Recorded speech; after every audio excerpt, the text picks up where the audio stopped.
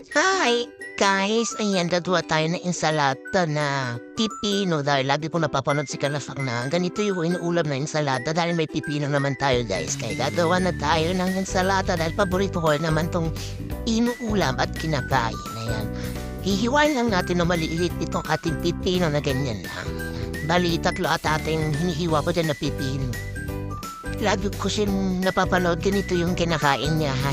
Kahit anong ulam niya pinapagdan niya ng insalata ng Philippine, pipino, kasyo. Eh gaya-gaya tayo kaya naman gayahin na natin.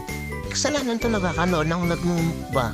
Magagaya at napapagaya tayo ng kanyang pinakain.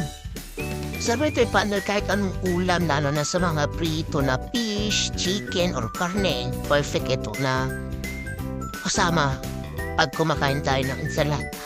Napaka-fresh kasi ng pipino kaya masarap gawin ng salada na miss at hindi siya makunat-kunat, George. At habang tayo ay ngayon naghihiwa, pasugo-sugo tayo ng konti kasi napakasarap. Napaka-fresh na ating pipino. Pagkatapos nga pala mahiwa yung ating pipino, maghihiwa naman tayo ng kamatis. Saktong-sakto may nabili ako isang araw na kamatis. Ayan, ihalo na natin sa ating ensalada. Bali, ganito rin naman yung mga basic na halo na ginagawa nilang insalata. May kamatis, may pipino, tapos yung dahon-dahon ko lang, alam ko ang dahon. Dahil wala tayong ibang, o kaya lettuce, pwede rin. Tapos lalagyan natin ng konting sibuyas, tas lemon, dahil wala namang kailan, pwede naman yung suka. Pwede na yan, kasi masim din naman yun, George.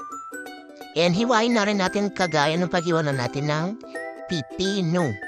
Pagkatapos natin hiwain yung kamatis, ay sunod na natin na pabili na ako sa aking kapatid na sila ng galing sa bayan. Ayan, hiwain na rin natin ng malitlit lang din naman.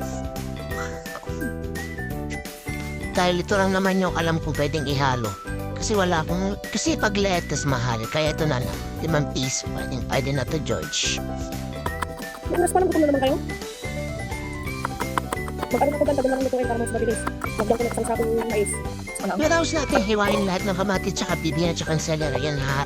Lalagyan na natin na siya ng pampalasa. Bali ganito na lang yung sukang nilagay ko.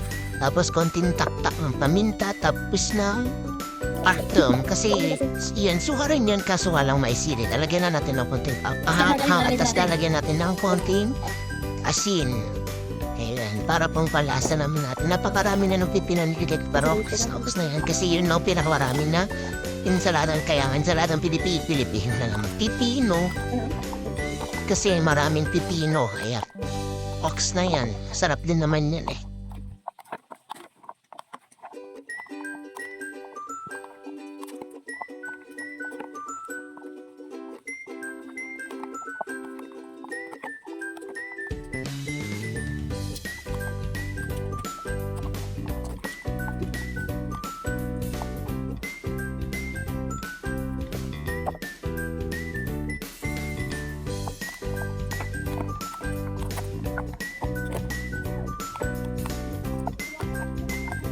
Manok din sa tanibang ko tagaan.